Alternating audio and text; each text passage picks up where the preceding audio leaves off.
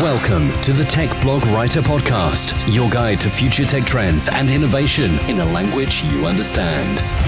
Now, over to your host, Neil Hughes. Welcome back to the Tech Blog Writer Podcast. Now, as somebody that writes a lot of content online, finding the perfect stock photos from those usual suspects such as Getty Images, iStock, Shutterstock can be notoriously tricky. And the thought of wading through cliched footage of middle-aged white dudes in white shirts shaking hands in boardroom, it no longer feels fit for purpose in this digital age where diversity and authenticity is the new currency now. I think many underestimate how stereotyped stock images actually exaggerate the misconceptions of society or even alter people's beliefs about the reality. The list of offenders include the familiar pics of women laughing alone with salad, a group of men eating a big slice of pizza or devouring a big slice of meat, and everyone's favourite stereotype, the hacker wearing a hoodie. And all this got me thinking, is the stock industry ripe for disruption? Now, regular listeners will know that TJ Leonard of Storyblocks has been on the show in the past and is passionate about disrupting the stock content industry by bringing much needed options around authenticity and diversity. Now, after hearing how they've dug deep into their search and download data to uncover the fastest growing global trends in digital storytelling, I invited him onto the show again today to find out what creative themes are set to dominate and rule 2018. So buckle up, hold on tight, because I'm going to beam your ears all the way to Washington so we can speak with TJ Leonard from Storyblocks, who's going to talk about the findings in the Storyblocks 2018 Creative Trends Guide. So you're a regular on the podcast, TJ, so I'm sure people will know who you are by now. But if there is anyone listening and hasn't heard of you guys or what you do, can you set the scene and tell listeners exactly what Storyblocks is and the services that you offer? Yeah, absolutely, Neil. Thanks for having me back, by the way. It's always good to come on. But yeah, we are Storyblocks. We're a different kind of stock media company. We're not someone who was built to serve the large production houses and advertising agencies. We believe that all digital storytellers deserve access to beautiful, affordable, creative content so that they can tell their stories even on a budget. So that's what we're all about. We have video, we have photos, we have music, and we're a membership-driven organization. So you would come to storyblocks.com, you could subscribe to one or three of our different content libraries, and then from there you get unlimited downloads through our member library, as well as access to even more content in our marketplace, which is a little bit different than other marketplaces in that we pass 100% of the sales back to the artist. So we don't take a cut there, so our customers save, our contributors earn more money, and of course, we're supported through our membership. So a different approach, and again, one that's all about empowering this new generation of digital storytellers out there who love everything from podcasts to creative content. One of the reasons I invited you back on the show today was to discuss a report you have released, I think it's out actually today, where you identified the trends from 64 million searches and 38 million downloads on your sites in the last year alone.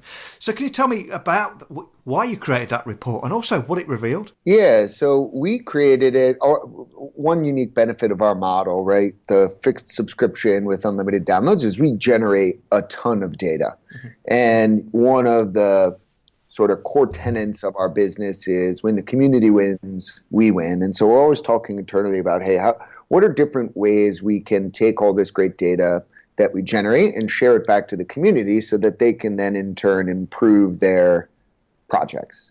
So that's really the essence behind the report. We've done it a few years now, and it's always incredibly well received.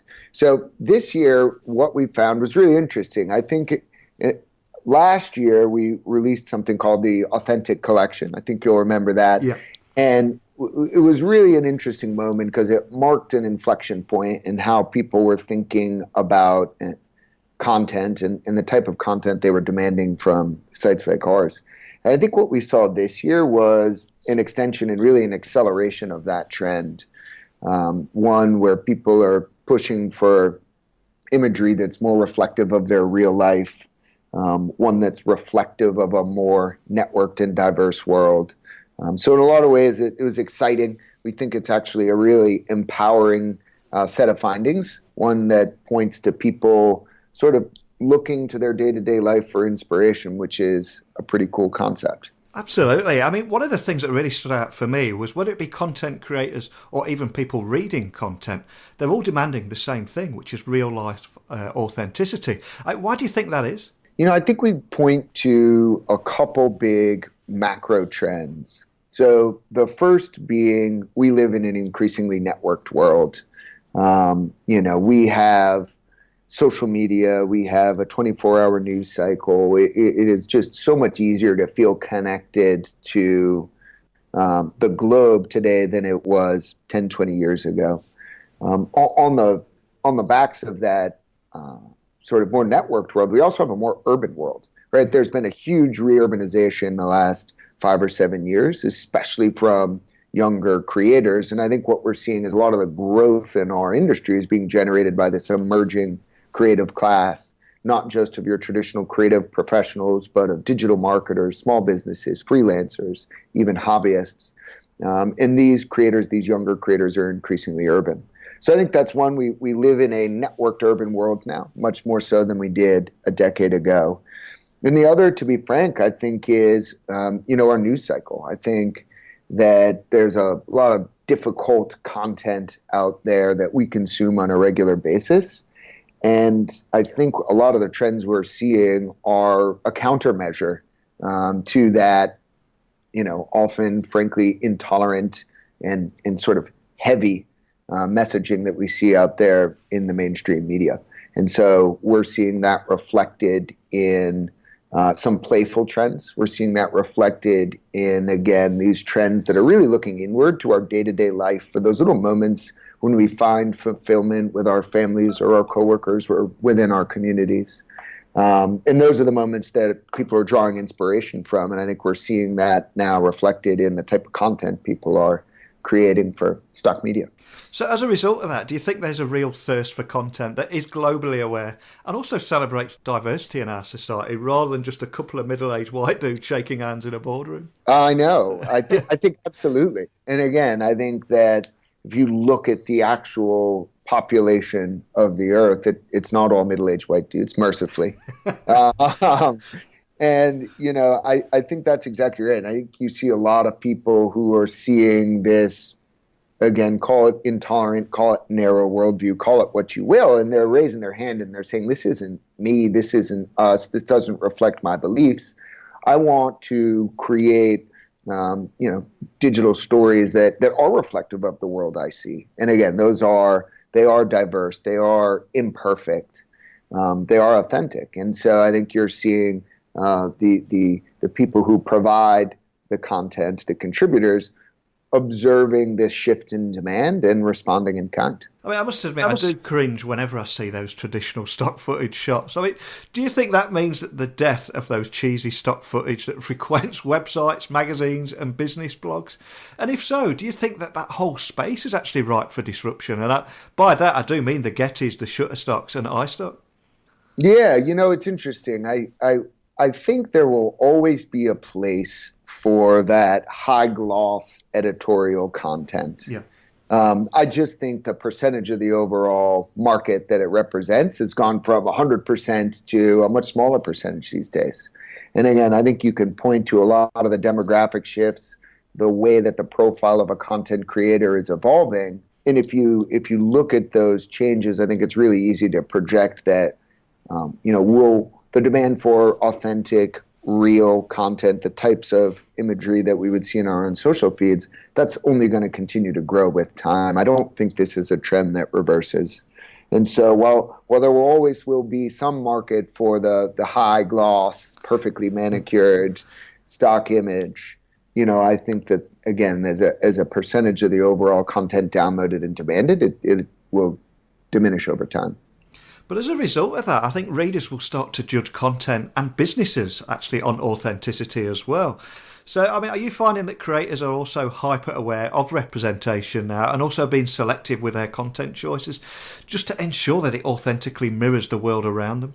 Yeah, I think that is right. I mean, a lot of these contributors they're creative people. They are people who tend to live in cities. They are people who who a lot of them live abroad, right? So the world that they see very much reflects the world that we see, and the content I think that creators are demanding now is actually inspiring to contributors. They love going out and, candid street photography is a term that's increased more than 160% year over year.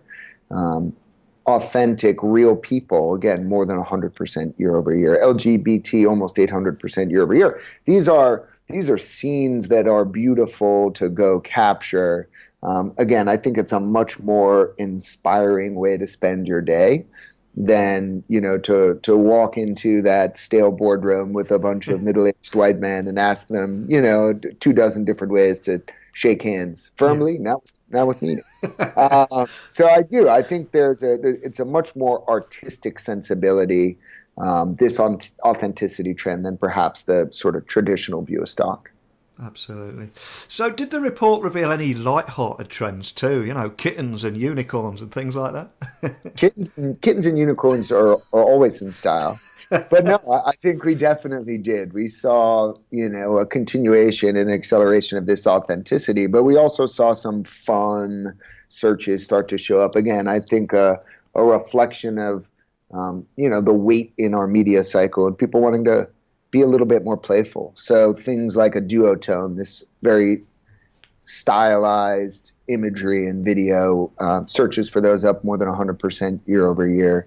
A sort of flat lay, mise en place style of photography, which is often associated with food, right? Nothing more playful than a good meal. Up almost 500% year over year. And again, when you think about our own social feeds, the number of channels on YouTube and Facebook and Vimeo that are now talking about food and using this flat lay style, I think that makes sense. And even things like junk food, ice cream, fries, right? We're seeing growth and things like that year over year. So people know not to take themselves too seriously, to slow down for a moment and remember, again, those simple things that give us joy and fulfillment in our day-to-day lives.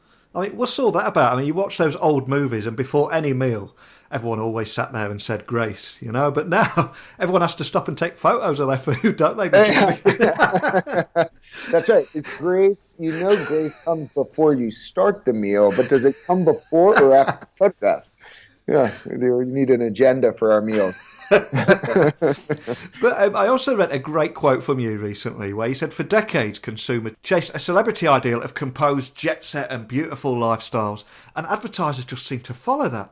But this really highlighted to me how we've actually changed over the years, even down to kids now that are turning away from traditional reality TV shows with those contrived storylines and edited fakery, and they're just replacing them with YouTube stars, again, whose authenticity is what they bring to the table. I mean, do you think this change will also change how products are actually marketed now too? I think that's a great insight around, the mass migration to YouTube, and I think you're right. It's another benefit or another change that's being driven by this networked world is, people, especially the younger generation, is gravitating toward celebrities, not who line these glossy magazines, but who have large social followings and who let you into their real life. And you feel like you get to know this person on a certain level. Those are the people who are able to drive massive audiences.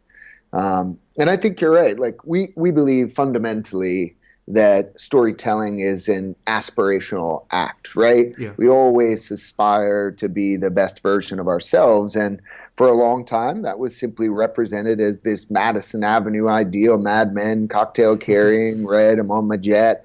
And, I think that ideal has really come crashing down.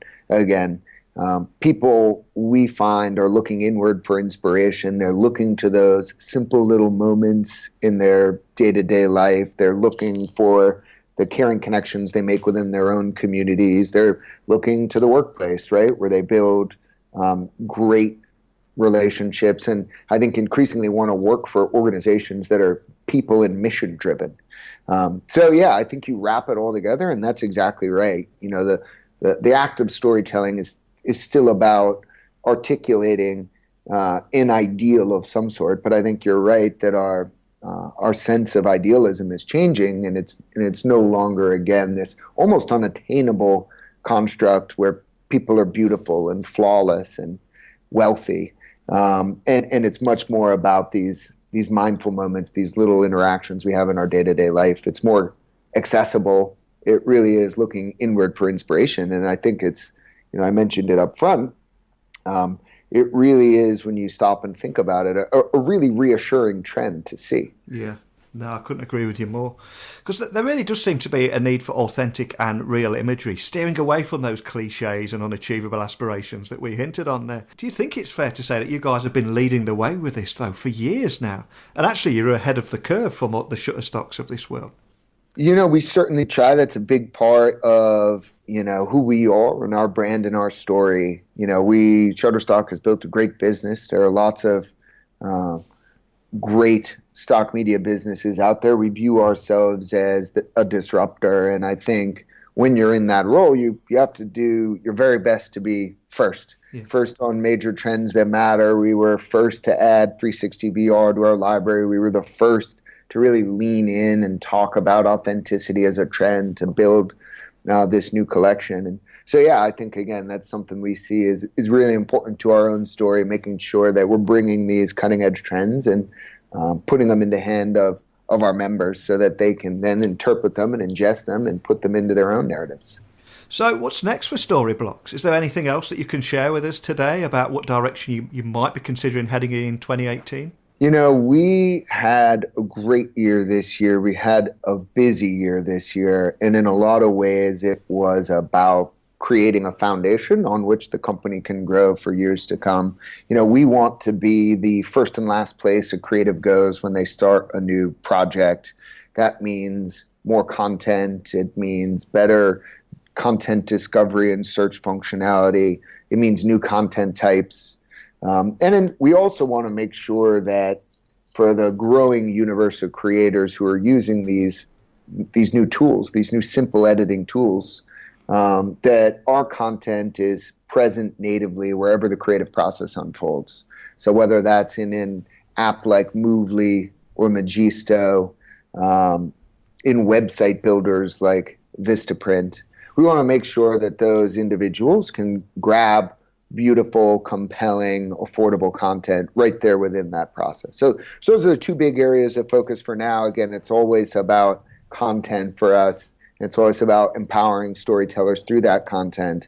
But we increasingly are thinking both about the Storyblocks.com website and all the incredible content and services we can provide there, as well as making sure our content's present natively in these new tools, which are increasingly supporting the creative community. So it should be another exciting year. We're looking forward to it. Hard to believe it's already December 5th, but it is.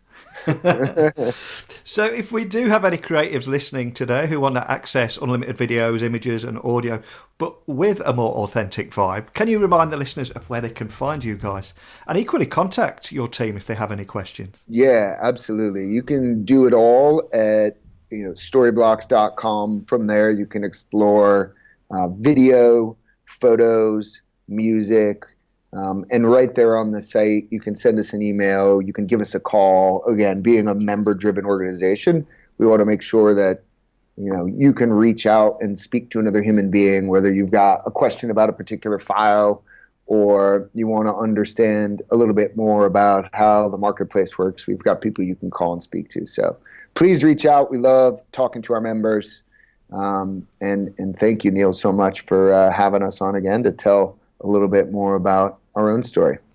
No problem. It's always a pleasure to have you on here, TJ. Now, I was speaking to a repeat guest a few weeks ago who we actually recorded a poolside interview in Las Vegas. So maybe in the name of authenticity, maybe we should do the next one in Central Park. How does that sound? I like that quite a bit. We're all about destinations. We're a hop skip from New York City and always looking for an excuse to visit. So Count me in. I think it was Sheryl Sandberg that famously made a stand against the sexist tendencies promoted in stock footage by teaming up with Getty Images to produce the Lean In collection. And that campaign, many of you remember, featured diverse and empowered female leaders as an antidote to those traditional images promoted in the media. However, there is a thirst for authentic footage from the content creators too now, especially if they've got any hope of reaching a diverse global audience. And it does seem that stock footage platform Storyblocks is positioning itself to provide digital natives with the tools that they need to tell their stories, but to modern audiences. And as a result, the release of their 2018 Creative Trends Guide is gaining headlines for all the right reasons. And listening to Storyblocks CEO TJ Leonard revealing insights that indicate a shift in attitude from a whopping 64 million searches and 38 million downloads across their sites in the last year speaks volumes. Because those results suggest to me at least that creators are increasingly globally aware and are unwittingly creating a strong increase in demand for diverse and global content. And one of the most interesting things after examining millions of search data points across videos, images and audio on Storyblocks is the analytics team also identified a change in attitude towards aspiration. After decades of chasing those unrealistic ideals such as jet-set lifestyles of the rich and famous, we're now all actually retreating inwardly for inspiration from people we can relate to. Celebrity-based TV shows and reality shows and magazines are now being replaced by authentic content produced by people that we can relate to on platforms such as Instagram or YouTube, for example. And as a result, the world of advertising and stock footage is evolving into something that is a stark contrast to the trends of the last 50 years. Ultimately, I think we've grown tired of those cliched and cheesy stock footage that are charged at premium prices now, because it's starting to feel irrelevant in a world where, let's face it, we're all creatives now. Now, as traditional stock footage increasingly gets mocked on a regular basis from internet memes to Hollywood movies, maybe it's time for the stock media industry to actually grow up, because if it doesn't, I really do think it's ripe for disruption. But hey, this is just my opinion. What are your thoughts out there? As always, let me know by tweeting me at Neil C. Hughes or sending me a quick email to techblogwriter@outlook.com. But we've reached the end of another episode, so a big thank you for tuning in, and until next time, don't be a stranger. Thanks for listening to the Tech Blog Writer Podcast. Until next time, remember, technology is best when it brings people together.